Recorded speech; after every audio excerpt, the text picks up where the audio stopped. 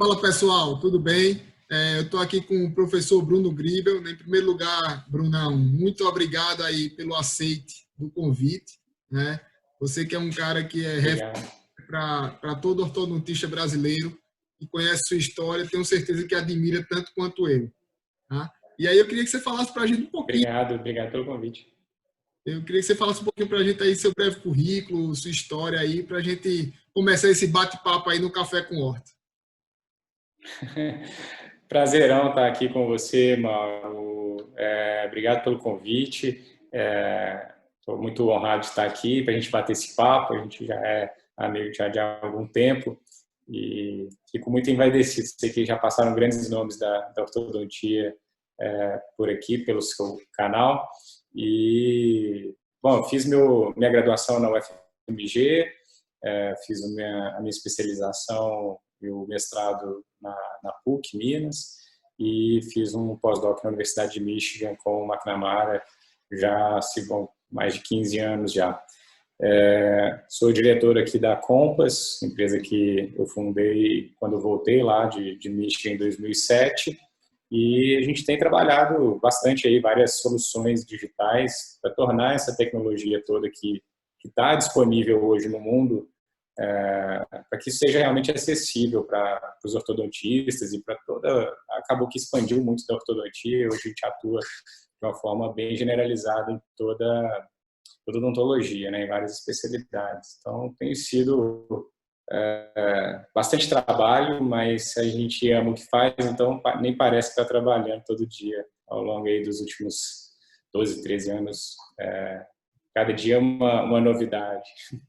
Pois é, cara, eu vou justamente entrar aí nesse tema aí da Compass, toda essa história, porque me recordo, assim, nos primeiros contatos que eu tive comigo, eu acho que, se eu não estiver falhando a memória, acho que foi no Congresso 2013 da ABOR, aqui em Natal, por coincidência. Sim. E aí eu fui com o Guaraci, com o Ney, a gente bateu um papo, e de lá para cá, sempre a gente se encontra, você é sempre esse cara super acessível, um monstro da ortodontia, da odontologia de maneira geral. Hoje você não presta mais serviço somente para ortodontia, e um cara super humano, super simples, super... Pô, isso é fantástico, né? E tive o prazer de palestrar com você em 2018, né, em Curitiba, Uhum. lá na Editora Plena, e mais uma vez, Plena, Ceará. Um abraço para ele. grande Ceará. E aí, cara, desfrutar dessa amizade, né, desse contato. Tem muitas coisas que eu vou perguntando aqui que você vai ver o quanto eu lhe admiro, o quanto eu venho buscando me inspirar em você. E uma delas, cara, é essa paixão pela ortodontia digital, né, que eu tenho e que é um ponto em comum que você já vem aí há muitos anos. Eu queria que você contasse para a gente assim, como é que começou essa história, de onde veio essa paixão. Eu sei que tem uma história do seu pai, né, que já trabalha em digital. Fala aí pra gente. Cara, vou te contar, essa aí veio antes de eu nascer mesmo. Eu já ia falar assim, essa história é longa, hein? Essa paixão é antiga. Que legal. Porque meu pai, junto com o Dr. Kleber Bidegain Pereira, não sei se você conheceu o Não conheço. Kleber, eles fundaram a Associação Brasileira de Usuários de Computadores em Caramba, 80 e qualquer coisa. Tiveram o primeiro simpósio, isso na década de 80. E massa. ali, meu pai sempre gostou de informática, e quando eu nasci, já nasci mais ou menos com esse meio, né? Já tinha Já nasceu computadores, chipado. já Já tinha... nasceu chipado. Eu acabei gostando também, cara, mas é curioso porque eu mexia no computador porque eu adorava desenhar, só que eu não gostava de desenho abstrato, eu gostava de projeto. Minha mãe é engenheira e ela vivia fazendo reforma lá em casa. Então eu comecei a desenhar nas planilhas de cálculo, assim, desenhando projeto arquitetônico, de engenharia, de reformas. E aí eu falo Ou assim, seja, nossa, mas isso dá muito ou seja, trabalho, mãe. a odontologia teve uma sorte, né? Você driblou ali aos 40 tempo. Vou te contar como é que foi literalmente os 45 do segundo tempo, mas foi isso com 9 anos de idade, mais ou menos. Eu falei, mãe, esse negócio, isso foi em 92, eu tinha 10 anos. Esse negócio aí de ficar desenhando com régua e lapiseira não dá. Nós temos que usar o computador do meu pai ali. Ele está modelando o crânio em 3D e nós estamos aqui desenhando na planilha, na folha aqui, papel e caneta. Vamos aprender a usar o AutoCAD. E aí eu fui aprender a mexer no software, no AutoCAD, para poder projetar a cozinha, casa, quarto, projeto de engenharia. E eu fiquei modelando, gostava muito. Até hoje eu projeto os estandes da Compass, eu faço eles em 3D, eu gosto de desenhar, estrutura, todas as reformas, que todo ano a gente, felizmente, expande, faz mais um puxadinho aqui na empresa, então tem reforma. Recentemente a gente fez uma reforma grande para fazer adequações para a Anvisa, então eu acabo sendo um engenheiro meio frustrado, até quando eu fui fazer minha inscrição no vestibular, eu estava morando na Nova Zelândia, eu fiz meu terceiro ano lá, o último ano do ginásio, né? Eu fiz na Nova Zelândia, e aí eu liguei para minha mãe e falei: mãe, faz para mim inscrição aí no vestibular, eu quero fazer biologia, arquitetura e turismo. Aí minha mãe falou: não, arquitetura do sorriso, biologia do dente e turismo, você vai viajar o mundo aí dando palestra sobre odontologia. Sendo odontologia, você pode fazer o que você quiser. Então, foi por livre e espontânea pressão que eu acabei fazendo odonto. E aí, cara, até assim, eu fiz faculdade de turismo à noite, a odonto era de manhã e de tarde. E aí, mas no primeiro semestre eu apaixonei com anatomia, eu amava a faculdade de odontologia, ficava lá o dia inteiro e me encontrei na odontologia e abandonei a faculdade de turismo. Mas a arquitetura, ela continua como um hobby. Eu gosto de projetar, a parte de folders, eu gosto de mexer com desenho, cara. É um negócio que acho que o dentista tem um pouco da arte com a técnica, com a psicologia, né? A gente é esse ser meio híbrido. E aí, então, mas eu comecei na odontologia digital através da arquitetura. Eu te falo a verdade. Aí foi projetando cômodos, armários e aí depois fui aprendendo a modelar crânio com o meu pai. E aí quando eu entrei na faculdade com as aulas de anatomia, que eu amo anatomia, estudei muito anatomia da TM, dor, disfunção, estudei fora com todos os grandes professores, grandes mestres aí da DTM, o Charles McNeil, o Watkinson, o Terry Tanaka, o Sandro Pala, na Bélgica com o Anton Delatti, na Suíça com o Jiménez. Cara, eu amo muito anatomia. E aí comecei a modelar crânio, músculo, ATM. E aí apareceu a ideia de sair, da mesma forma que com a minha mãe, eu falei: mãe, chega de ficar desenhando com o grafite, com a lapiseira, falei com meu pai, chega de ficar fazendo cefalometria no papelzinho aí, vamos sair do 2D, da radiografia, vamos expandir isso para o 3D. Isso foi em 2000, quando eu estava fazendo Rádio 1 na graduação. Falei: vou fazer um projeto de iniciação científica para ver as distorções que acontecem numa teleradiografia quando a gente compara com a medida feita direto num crânio seco. Ainda não tinha tomo, né? Não existia o Cone-Beam, então a gente não tinha muito acesso à tomografia, mas eu falei: não, o caminho é a gente ir por ali pela análise 3D, mas vamos começar. Aí meu orientador, o Flávio Manzi, foi até meu orientador no mestrado também, e ele falou: não, Bruno, não vamos fazer com tomo, não, vamos fazer com crânios secos. Aí a gente pegou ali uma série de mandíbulas, fez a teleradiografia lateral e aí media na mandíbula e depois media na radiografia para ver as distorções que aconteciam.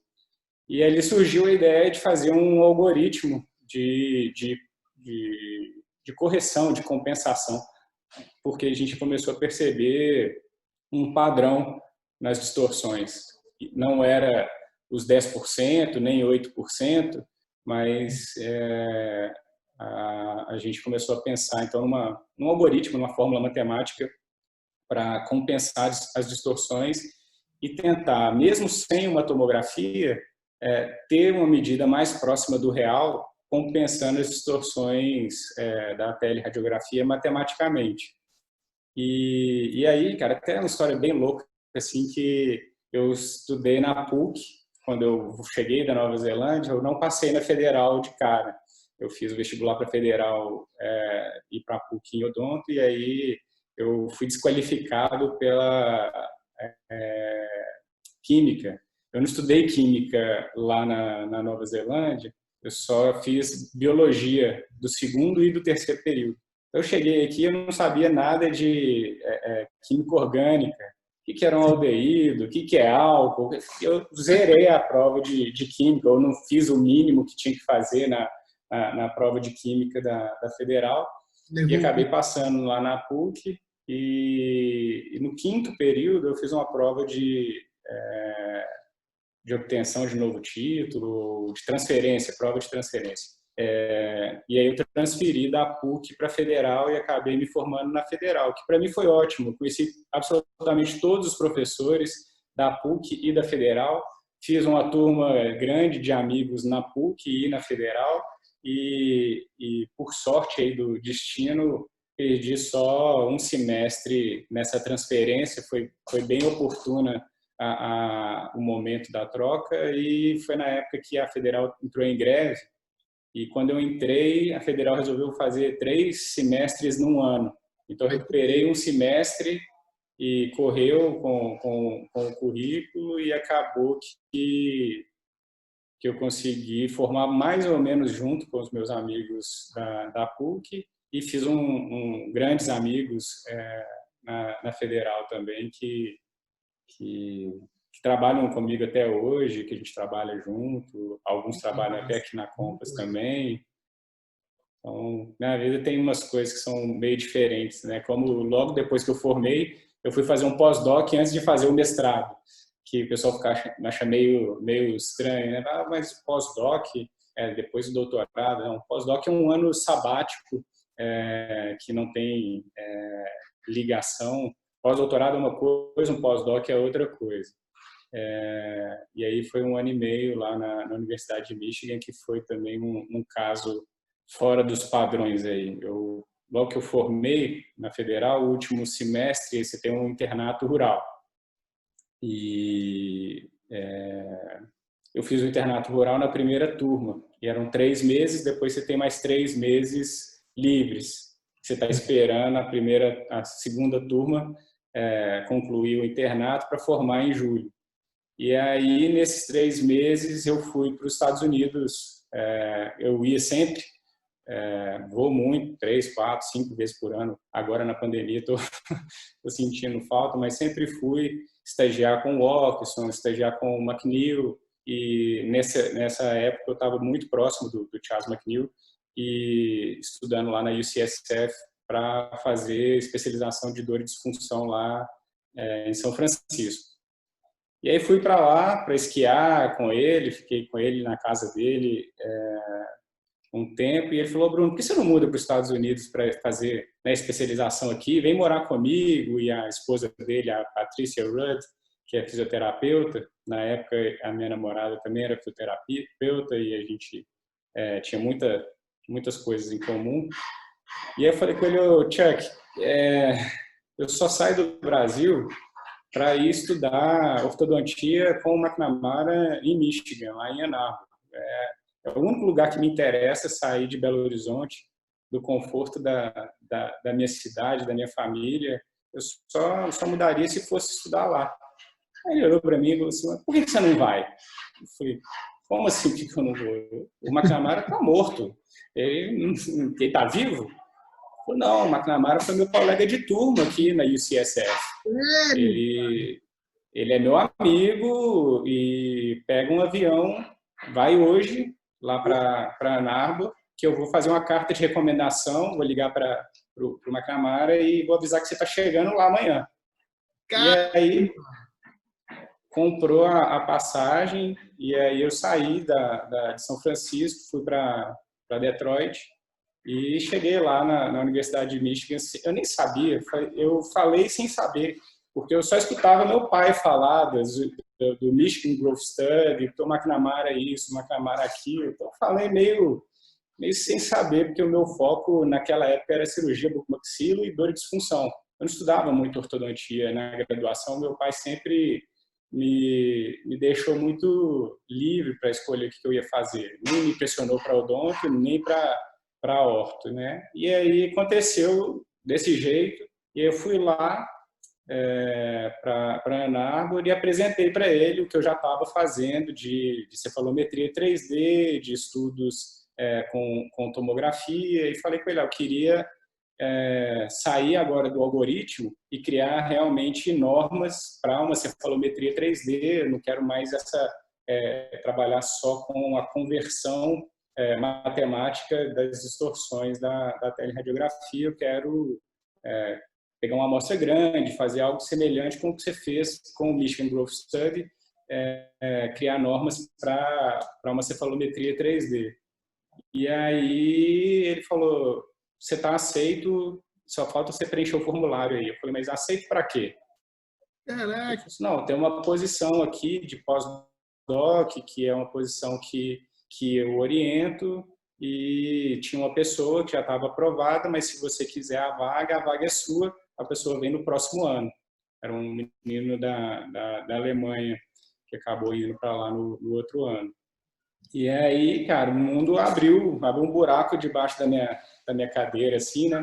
Eu falei, mas como assim? Eu nem formado eu não sou ainda. Eu falei com ele, mas eu vou ser pós-doc, eu não sou nem formado. Eu estava esperando meus colegas formarem para poder receber o diploma. Eu falei assim, mas eu não estou pronto, eu quero voltar para o Brasil, fazer minha especialização.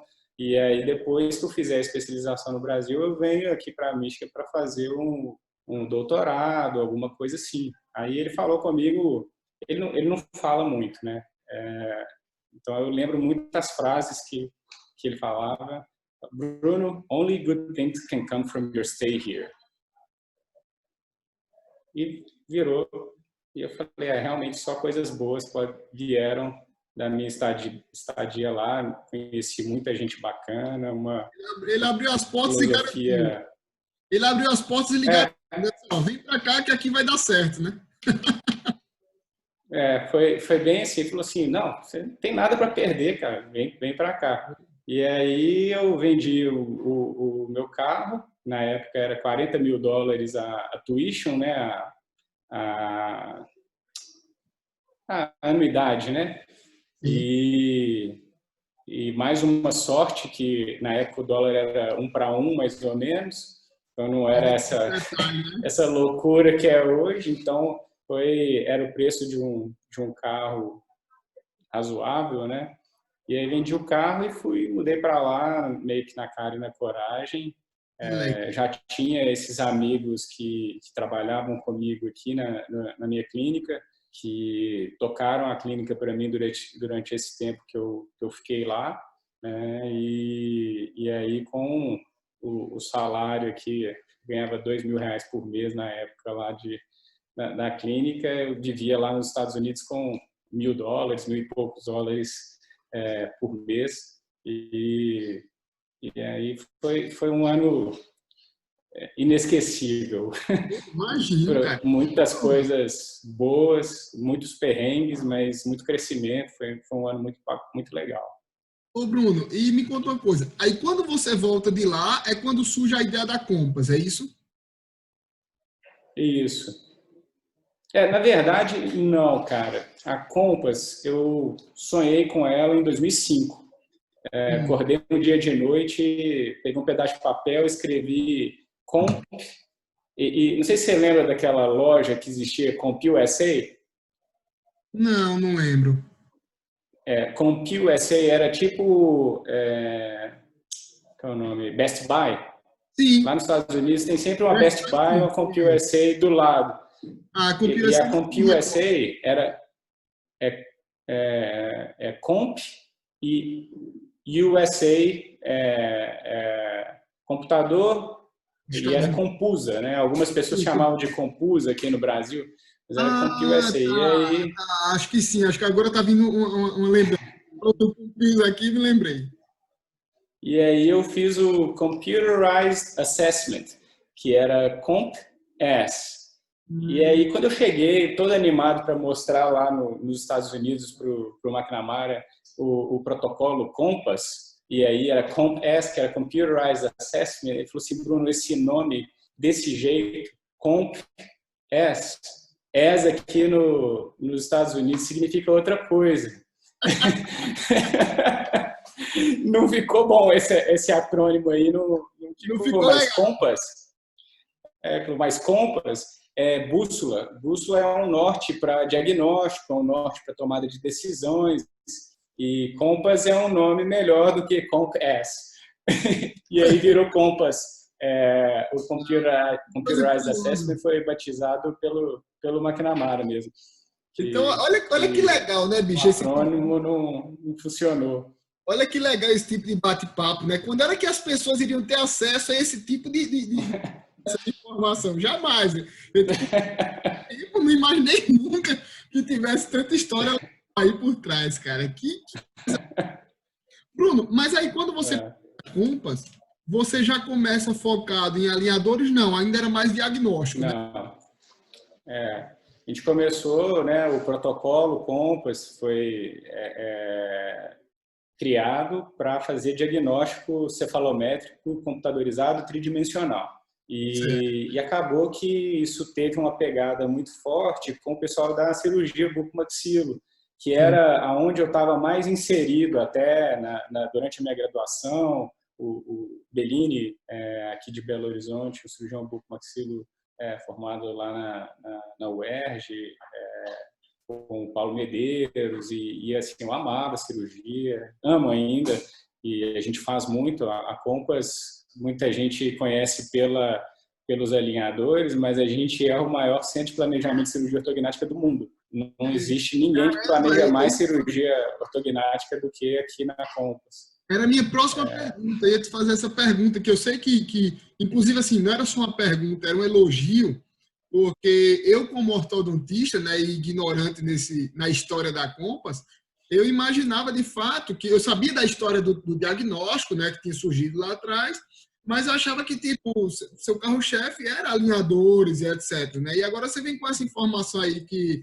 é o maior centro de planejamento de ortognática do mundo, cara, isso me deixa ainda mais encantado com a história, né? Que legal. Obrigado, cara. Aqui é a menina dos olhos de ouro, né? Porque era onde eu sentava e depois o Diogo, que é meu braço direito, né? Ortodontista também, meu primo. Eu treinei ele durante 5 anos para poder fazer os planejamentos de ortognática. Hoje a gente tem a doutora Adriana, que é doutora, né? PhD em radiologia, que também foi treinada por nós, já tem mais de 5 anos que ela planeja os casos também, junto com a Paula, é, que cuidam hoje mais dedicado, passam mais tempo fazendo os planejamentos com cirurgiões bucomaxilo. Mas a gente começou ali no diagnóstico e naquele momento, 2007, estava começando a aflorar a questão do planejamento 3D para cirurgia ortognática. E a Swanen e o protocolo lá do, do Xia e do Gateno estavam começando a aparecer algumas tentativas de desenvolvimento de guias. Só que, cara, assim, tudo tem uma história, né, por trás. É legal poder contar isso. Algumas pessoas conhecem essa história, mas lá em Michigan, né, o software que eu usei para fazer o protocolo Compass foi um software da Materialize, chamado Mimix, que é um software de planejamento cirúrgico para ortopedia médica. E eu apresentei o trabalho na AAO de 2006, o protocolo Compass e o algoritmo de conversão, e o diretor, o engenheiro-chefe da Materialize estava lá na AAO, foi em Seattle, e eu estava apresentando o pôster, e na época ainda existia a apresentação do pôster presencial, né? Não era e-pôster, não era... Então você tinha que ficar lá o dia inteiro do lado do seu pôster explicando fazendo uma apresentação, né? E aí o cara apareceu lá. E aí ele falou assim, me explica aí. Aí eu expliquei tudo para ele, ele falou assim, muito legal. Você tem interesse de trabalhar para a gente? Quem que é você? Ele falou, não, eu sou o chefe da Materialize na Bélgica e a gente está desenvolvendo um software para ortodontia e cirurgia bucomaxilofacial em 2006. E eles tinham a tecnologia de fusão dos modelos STL com a tomografia. Era a única empresa no mundo que fazia isso. Ou seja, se fosse EPOST, você tinha perdido a oportunidade, né?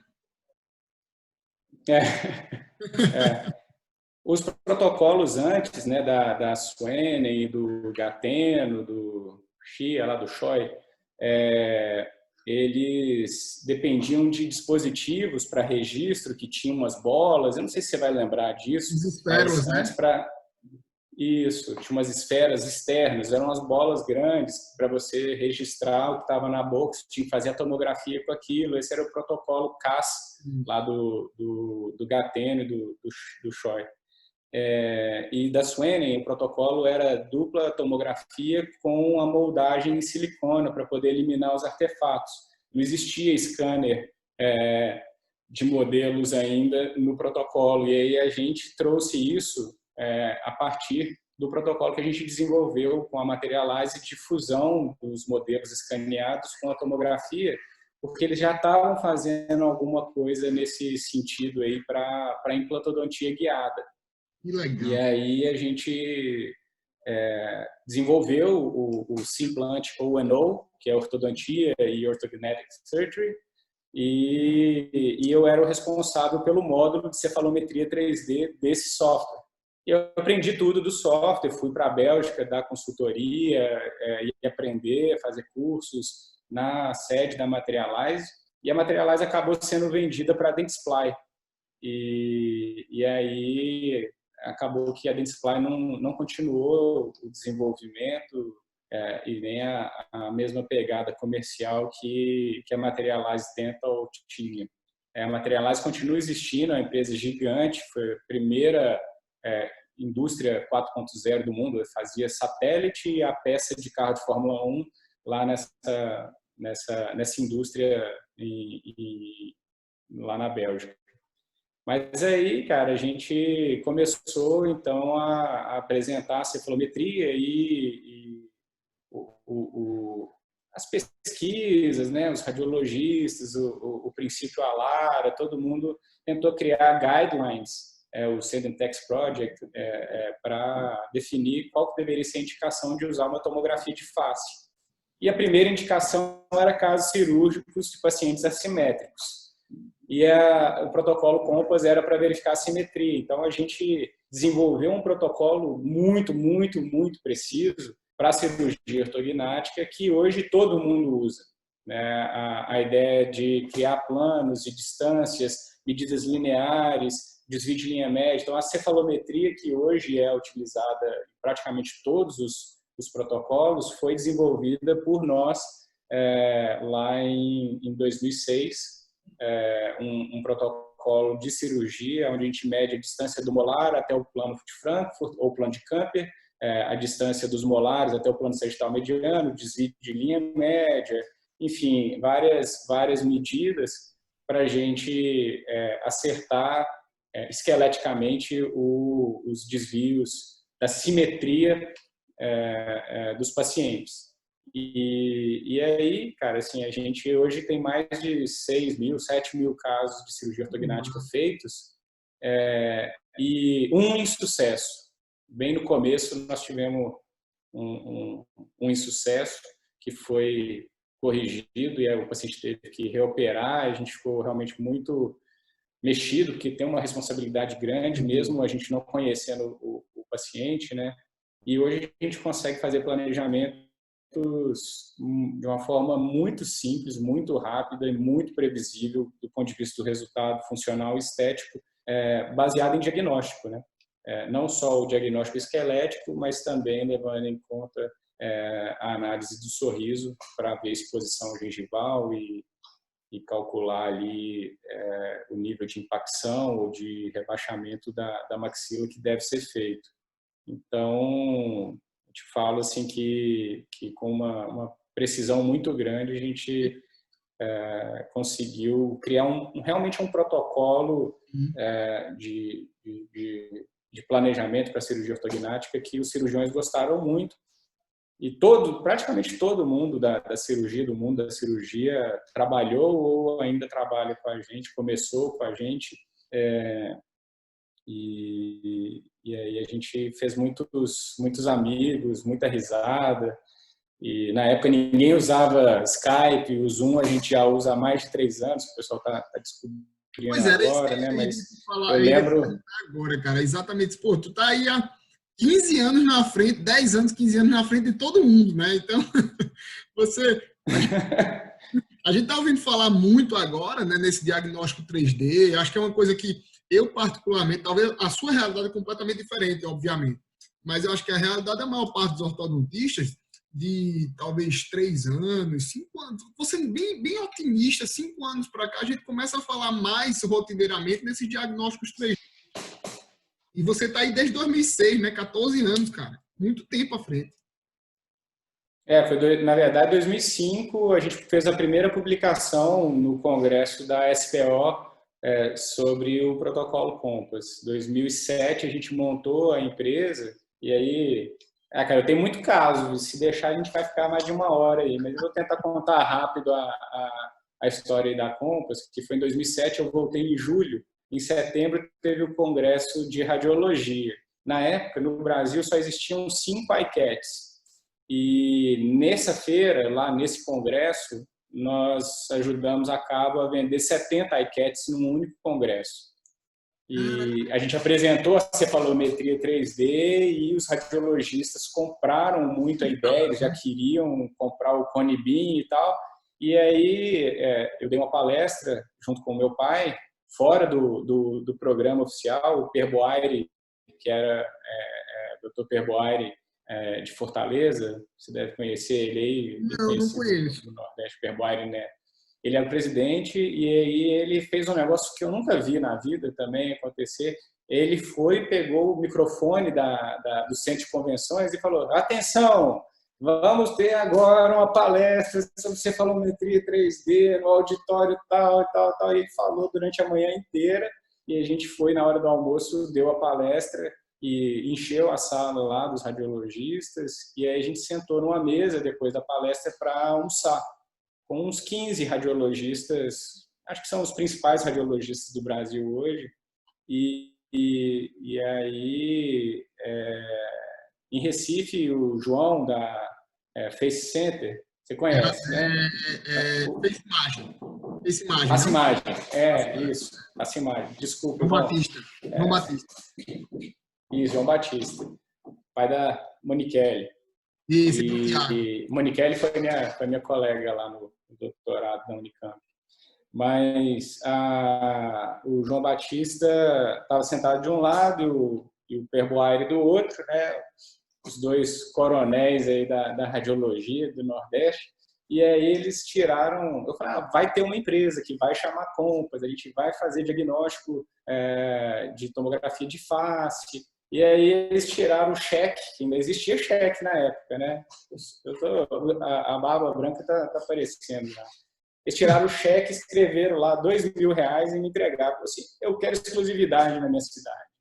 E aí foi a mesa inteira tirando o cheque e cada um me deu lá R$2.000 e eu saí com R$30.000 do congresso para comprar o computador e o software para contratar o primeiro funcionário da Compass lá, porque eu fui com R$30.000 30 mil reais em 2007 não era 30 mil reais, não, né? Um pouco mais hoje, né? Era 30 mil reais, hein? Esse aí foi o day one, né? Foi meio Massa. que o dia que uma ideia virou alguma coisa. Tiramos a primeira nota fiscal nesse dia ali da compra, Que entendeu? legal, velho. Que legal. Pô, que legal. Foi bacana. Eu tinha planejado, né? Mas é tanta história legal que eu tô aqui encantado, cara. Eu tinha planejado um pouco no mundo de alinhadores, mas eu vou fugir. Isso aí a gente depois vai conversar em outro momento. Mas eu tenho uma curiosidade para te perguntar, que é uma coisa que vem assim, sabe, mexendo na minha cabeça nos últimos tempos, desde que eu vi uma primeira conversa do Celestino a respeito dos brackets impressos. Uhum. E você é um cara que vem aí da história do diagnóstico 3D lá atrás, vem dos alinhadores, vem de toda essa tecnologia. E eu queria saber, assim, em que pé anda, o que você pensa. Você acha que muito em breve existe essa possibilidade do ortodontista chegar de repente para uma compra e dizer, ó, mandar uma tomografia e vir uma prescrição selecionada, meio que sabe quando o farmacêutico vai lá e manda aquela receitinha para manipular, mais ou menos isso aí? O que é que você acha disso, cara? Eu acho fantástico essa possibilidade, né? De falar assim, uma das coisas que eu mais estudei quando eu estava lá em Michigan e foi essa tecnologia de automação e customização de prescrições.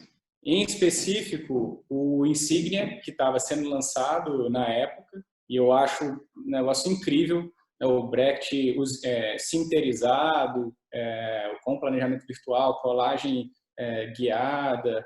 Então, o sistema Insignia para mim, fantástico. E a outra ponta que tinha essa polaridade, que era o Sure Smile, com o robô dobrando o fio e uma outra forma de você chegar no mesmo resultado. Um é dobrar o fio, o outro é colar o Brecht no lugar certo. E eu sempre gostei mais da ideia de colar o Brecht no lugar certo do que Também ter o acho. robô dobrando o fio. Acho que tem mais chance disso ganhar escala, né? E aí, cara, eu te falar assim, eu me lembro de muita coisa, mas sem dúvida tem uns 3 ou 4 episódios que marcaram a minha estadia lá em Michigan, e uma delas foi a aula com o dono da True Smile, o indiano.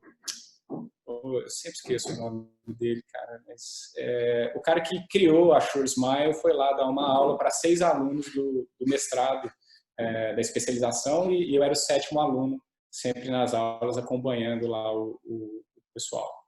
E aí ele falou, né, quanto tempo dura em média um tratamento ortodôntico? 24 meses. Quanto que o dente mexe por mês? Meio a 1 milímetro. Quanto que é o máximo que você movimenta um dente durante os 24 meses? Qual que é a maior distância que um dente percorre?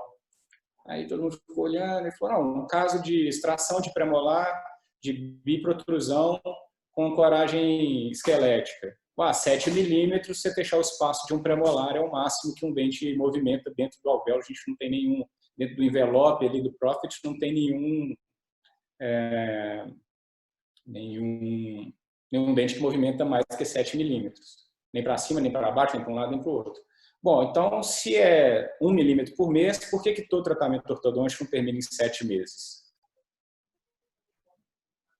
E aí teve aquele silêncio que reina até hoje quando eu conto essa história. Eu dramatizo um pouco mais, estou contando um pouco mais acelerado aqui, mas nos credenciamentos, quando eu tenho oportunidade de falar sobre esse assunto, é algo que a gente tem que realmente refletir profundamente, porque que a gente não consegue terminar todos os casos em 7 meses, se biologicamente o dente tem essa capacidade. Inclusive o Nanda, né, ele coloca que 50% do tempo a mais de tratamento, em geral, é falha do ortodontista, né? Exato.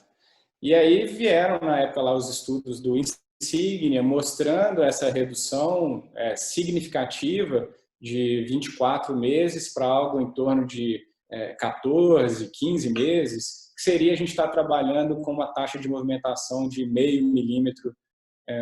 E hoje eu tenho vários amigos que o Dan Grauer, que na época era um pós-doc da universidade lá de Chapel Hill, em North Carolina, que também é um cara que é muito focado com tecnologia. Hoje ele está na USC, na South California, né?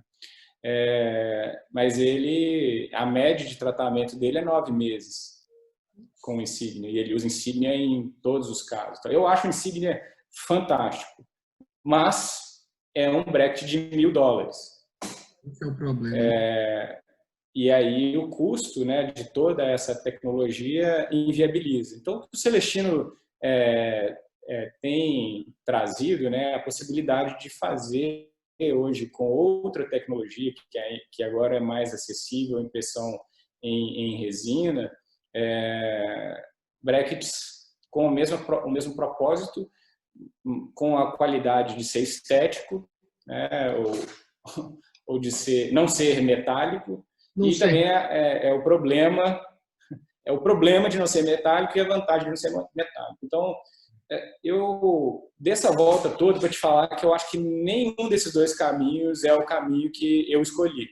Eu escolhi, em 2014, desenvolver o OrthoGuide, é um sistema de colagem onde você pode usar qualquer bracket, metálico ou cerâmico, a gente pegar o melhor dos dois mundos, o melhor da indústria, que reduz muito o preço, você produzir em massa um bracket, né? Você compra um bracket de excelente qualidade hoje da Morelli por R$20, R$40, sei lá quanto custa. É muito barato se a gente olhar contra $1.000, que a gente já está falando hoje de R$5.000, R$6.000. E você fora os impostos, né? Você otimiza na colagem correta, né? Uma vez que E aí você... Exatamente. Só que não basta aquela colagem indireta que a gente fazia no modelo, porque ali você não consegue individualizar a prescrição. Então, a gente individualiza a prescrição no PED, semelhante ao que a ortodontia lingual, né, faz. Eu aprendi com o Bruno Pato e com o Guaraci nessa época que a gente se conheceu ali em 2012, a gente estava desenvolvendo o sistema de colagem guiada para a lingual. Isso. E acabou que o que eu aprendi da técnica do Hero System e a montagem dos brackets linguais com o Bruno Pato serviu para a gente levar esse conhecimento para a Tri-Shape e falar, peraí, eu não quero colar o bracket sempre justo ao dente, eu quero passar um fio reto, que é o conceito do Insignia, e eu quero um espaço que vai ser preenchido com um pad de resina, e isso vai individualizar a minha prescrição. Então, eu acho que o futuro chegou em 2014, quando a gente apresentou o primeiro protótipo do OrthoGuide, que é a individualização do pad com a resina e a otimização da indústria usinando excelentes brackets em grande escala com baixo custo. Então, a minha aposta é mais nesse segmento do que um bracket de resina impresso. Ele vai ter mais manchamento, ele vai ter mais fricção, ele vai ter mais quebras, ele tem algumas desvantagens, né, quando comparado com a impressão em metal. A impressão em metal cara, é maravilhoso, só que é caro, é inviável. $1.000 é um valor bem alto para nós aqui no Brasil, né? Igual eu falei, lá nos Estados Unidos eu tenho amigos que só usam essa tecnologia. A questão dos pads na vestibular, sofre muita descolagem também quanto no lingual ou é bem melhor? Não é tão grande o pad, né? Às vezes a gente imagina aquele pad enorme, porque a anatomia na lingual ela é muito mais variável. A gente vê aqueles pads enormes. Na vestibular, a sofisticação, né? Os 100 anos de desenvolvimento da prescrição, a gente já tem bases muito mais próximas da anatomia média, o que resulta num pad muito mais fino. Então, mais eficiente ainda, né? Oi? Mais eficiente ainda. Não, ao contrário, quanto mais fino o pad, menos descolagem você vai ter. Então, mais eficiente... O pad muito grande... Ah, entendi. Mais ineficiente. Não, mais eficiente. Né? O que é bom. Porque você vai ter ali variações de 1, 2 milímetros. O pad ele não tem aqueles pads de, sei lá, 5 milímetros no canino que você tem, porque grande parte da individualização foi feito na seleção da prescrição que você colocou. A gente vai fazer aqueles pequenos ajustes, incorporar 3, 4, 5 graus de torque,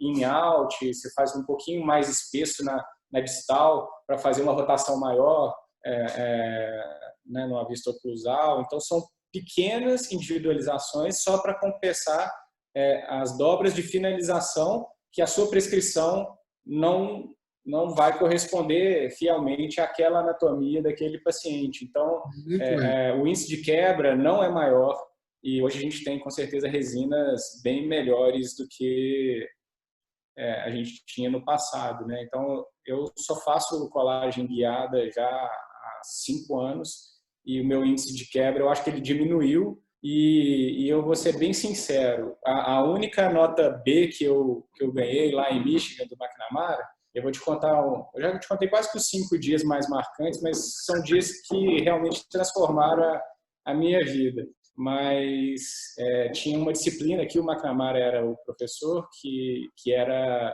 o laboratório. Fazer um setup, fazer um disjuntor de McNamara, um Hyrax, e ele ensinava também colagem de brackets, né, o posicionamento. E aí, a minha única nota B foi na avaliação da colagem dos brackets no modelinho. E aí o McNamara olhou para mim e falou assim: Bruno, we don't do B work here. E era B+, eu estava super satisfeito. Falei, não, B+, para mim sempre foi, eu nunca fui o aluno A+. B+, A-, para mim é 80%, 90%, eu nunca fui de fechar a prova, não era esse, nunca foi esse o meu objetivo, e nunca fui avaliado dessa forma, né? Mas nesse dia, a avaliação, o padrão de qualidade mudou na minha vida e a forma que eu tento avaliar as coisas hoje, eu lembro sempre dessa frase: we don't do B work here. Então, a gente não faz trabalho B aqui. E aí foi mais uma das coisas que eu aprendi nessa nível tem que subir, né? O nível tem que subir. A barra subiu um pouquinho aquele dia. Bruno, e aí, para a gente fechar, cara, eu queria que você falasse um pouquinho de como surgiu um projeto que eu, assim, a pandemia quebrou minha programação, a gente já havia conversado sobre isso, né?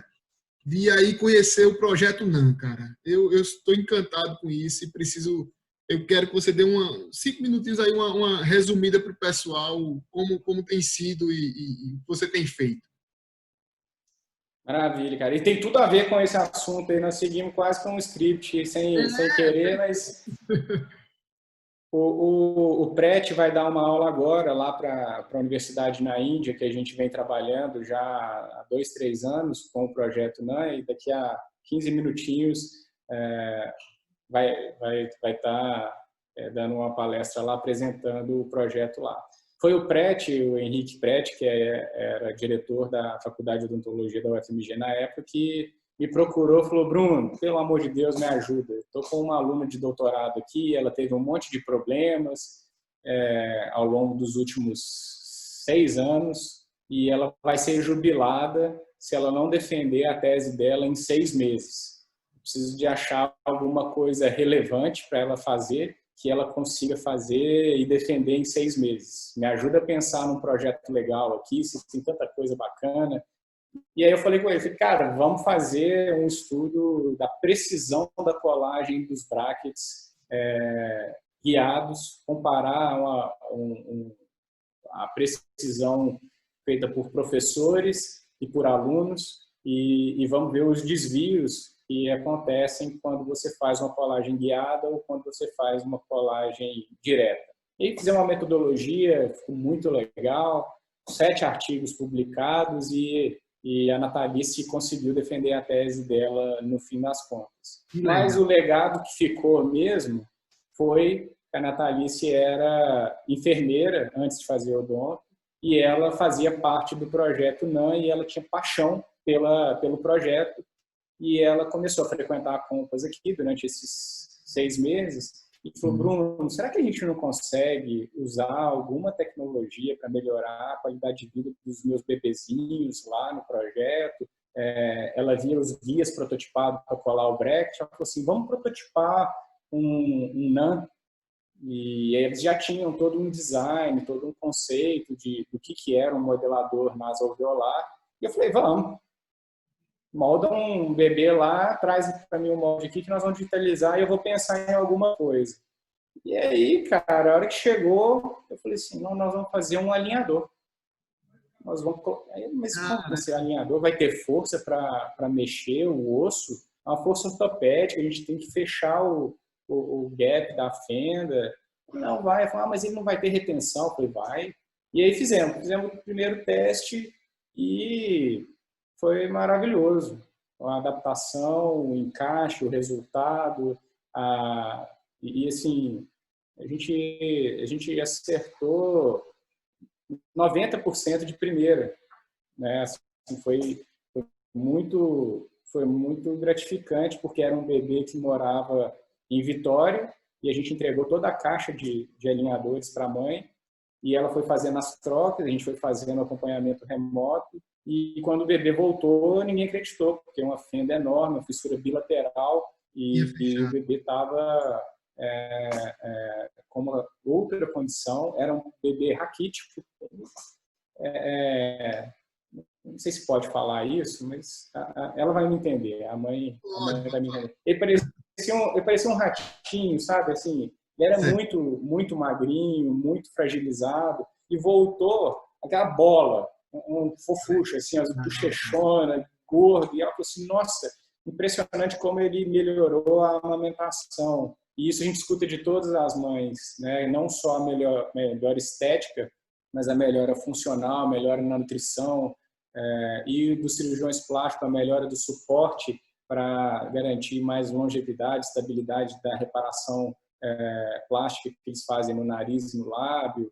Enfim, cara, tem todo um contexto hoje que a gente entende que os benefícios vão muito além de fechar um gap entre os processos alveolares, redução de infecções de ouvido, melhora na nutrição, melhora na qualidade de vida, no relacionamento entre os pais e os filhos. E hoje tem quase 500 crianças tratadas no mundo, nos Estados Unidos, na Inglaterra, na Índia, e a gente está agora iniciando um projeto com a Smile Train, que é a maior ONG, né, mundial, para treinar os 20 maiores centros de tratamento de fissurados e nesses 20 centros tratar mais 500 crianças ao longo desse ano. E aí o PRET é meu parceiro aí, nós vamos dividir 10 hospitais para cada um, rodar o mundo e ensinar esses hospitais a utilizar essa tecnologia para ter os resultados que têm sido muito elogiados no mundo todo. A gente fica muito orgulhoso aí de ter tido a oportunidade de desenvolver essa solução aqui na Compass, aqui no Brasil, aqui na UFMG. Às vezes a gente não valoriza muito o que é nosso aqui, né? Acho que tudo que é bom vai vir da Alemanha, dos Estados Unidos, mas a gente tem muita coisa boa aqui, cara. Mas tem que valorizar mais o que é nosso. Eu já era fã, né, da sua genialidade, cara, e agora eu tenho certeza que, além de tudo, você é um cara iluminado, né, que, além de todo o seu esforço, de toda a sua capacidade, as coisas confluem para quem dê certo, né, e você aproveita a oportunidade e transforma em uma nova oportunidade para todos nós, né, cara. Isso é surreal, isso é muito bom. Eu, particularmente, em nome da classe odontológica, só tenho a agradecer. porque o que você tem feito é realmente fantástico. E duas coisas que, quando passar a pandemia, eu preciso fazer, né? Uma, não sei qual vai ser a ordem, né? Uma delas vai ser, e aí, como eu já tinha combinado com você, conhecer esse projeto não em loco, eu quero conhecer isso, quero ter um pouco mais de conhecimento a respeito. Estou esperando. E o outro é fazer esse ortoguide aí que eu ainda não fiz, e vou selecionar um caso para fazer isso. Eu preciso começar ontem também. Então, essas duas coisas, passando pandemia, eu vou colar aí e vou aparecer por BH. Fechado, estou te esperando aqui. As portas aqui estão abertas, cara. A gente recebe muitos colegas do Brasil todo. E vou mandar fazer um pão de queijo especial aqui para você, se você vier. Reforçar no queijo, no pão de queijo. E te agradecer aí, cara, as palavras. Acho que, não sei se tem genialidade, não, tem muito esforço, tem muito trabalho, mas sem dúvida tem muita sorte aí que você falou. Acho que iluminado, graças a Deus, posso falar que eu tive muita sorte de ter essas oportunidades, né, das coisas acontecerem de uma forma que a gente pudesse contribuir de alguma forma e deixar algo de bom que não fosse só para a gente também, que fosse que todo mundo pudesse usufruir, né? Acho que assim a minha missão, meu propósito de vida é ajudar os dentistas, ajudar a odontologia. Tem feito com maestria, viu, cara? Tem feito com maestria, pode ter certeza disso. Brunão, cara, que bom, fico feliz. Muito obrigado mesmo pelo aceito do convite. Eu fiquei assim muito feliz em conhecer tanta história de bastidor cara, muitíssimo obrigado pela oportunidade. Né? Imagina, cara, obrigado a você aí. A gente às vezes não tem essa oportunidade de contar essas histórias, né? É legal ter. São coisas que a gente vai guardando aí. É legal reviver, porque contei alguns pedaços bem importantes da minha vida aqui. Show, meu amigo. Cara, forte abraço, viu? Muito obrigado. E que Deus continue iluminando aí seus passos para trazer tanta coisa boa para a gente.